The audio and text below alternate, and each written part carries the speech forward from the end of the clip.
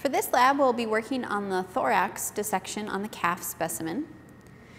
And here you can see on this calf, we've removed the right limb. So you'll start with that step and just take off the right limb, similar to how the left limb was removed as well. And then you'll take off any remaining skin that's between your thorax and abdomen area here. You'll probably just have a strip about that wide or so, and you'll just remove that. So you can reflect that on both sides, and then you can remove the skin and discard it if you would like to.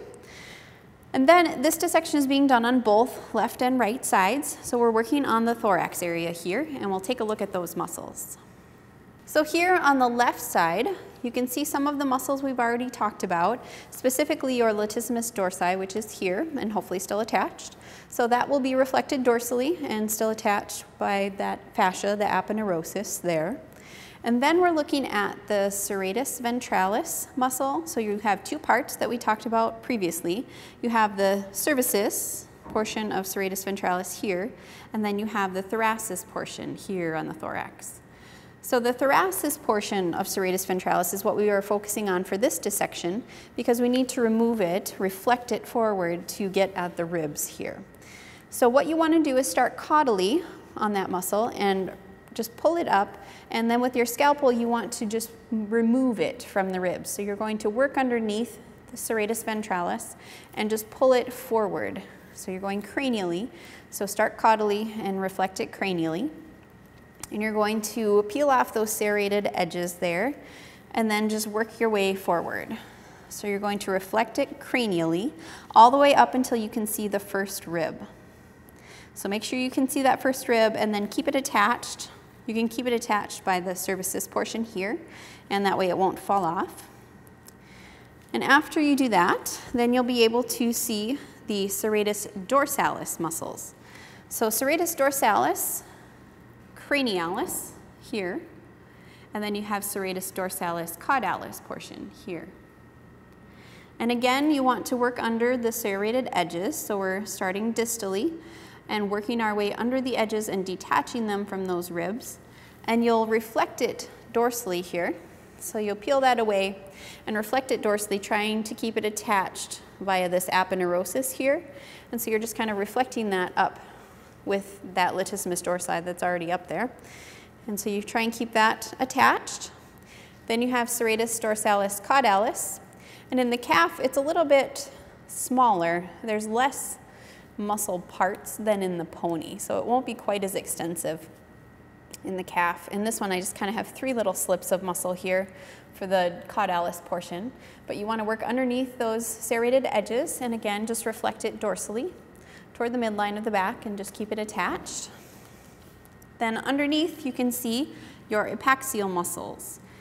So again, I use that mnemonic like we did in the dog. It's the I love tacos. So I would be here, that would be the iliocostalis system. Love would be L, so longissimus system is here. And then tacos, the transversospinalis system is here, which we've already dissected the splenius muscle. So that's part of that transversospinalis system. So we want to focus on the iliocostalis and the longissimus system for this dissection. So the iliocostalis is specifically the one we want to reflect, and if you need to, you can remove it entirely. But the iliocostalis, you want to work under the distal edge here and kind of remove it from the ribs, and you're going to reflect the whole thing cranially. So you're going to reflect it off of the ribs and just take it cranially, and if possible, leave it attached right at that first rib. So then you can see the longissimus system, and that has two parts. That has the thoracic part here, and then it has the cervical part here going to the neck. And what we're going to do is take a look at these intercostal spaces in between the ribs and those intercostal muscles. So we're going to be removing those to get at the ribs, and then we're actually going to remove ribs to expose the thorax for dissection. So we'll take a closer look and I'll show you how to do these intercostal muscles. So here we're looking at those intercostal spaces, and we're going to remove the intercostal muscles. So I'll just demo a couple of them and then you can finish them on your own. But here we want to avoid cutting into the last 2 intercostal spaces or so in the calf. Since we won't need to get back to that area for the dissection in the thorax, we're just going to start here. But you want to start caudally, and then you'll work your way cranially through those spaces. And what you want to do is just make an incision, just kind of a stab incision there. And then you work your way down. So on the cranial and caudal aspect of each rib, you're going to just cut away the muscles, the intercostal muscles, and then pull it down as just a strip.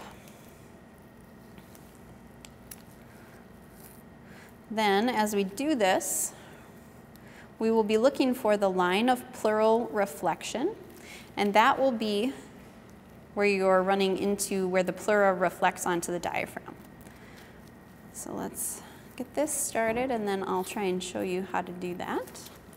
So you're going to be sticking your finger in, and as you work your way down the rib, you'll feel for that reflection. And it will be where your finger stops. It won't go down any further. So as you go, you'll just keep feeling your way.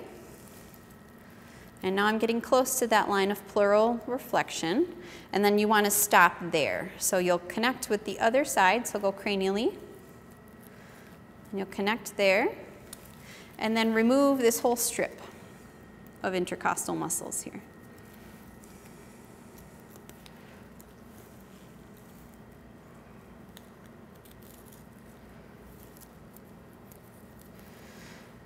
So you want to have a bucket underneath your specimen for this part, especially once you get a little bit further down. It will have fluid that comes out of the chest cavity as you do this dissection. So then we'll do one more here, and then you can finish up by doing all of the rest of them. But again, cut dorsally and then along cranial and caudal aspect of each rib, and just remove that strip of muscle.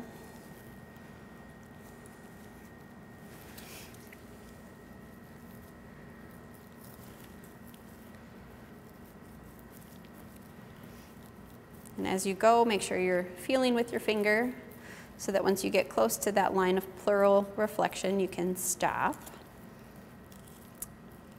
Since we don't want to enter the abdomen just yet.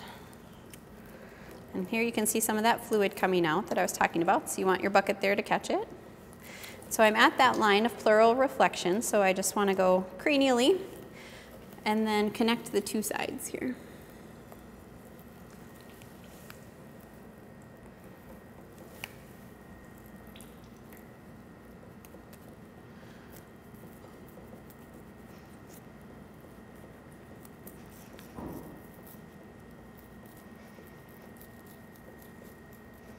And then remove those muscles.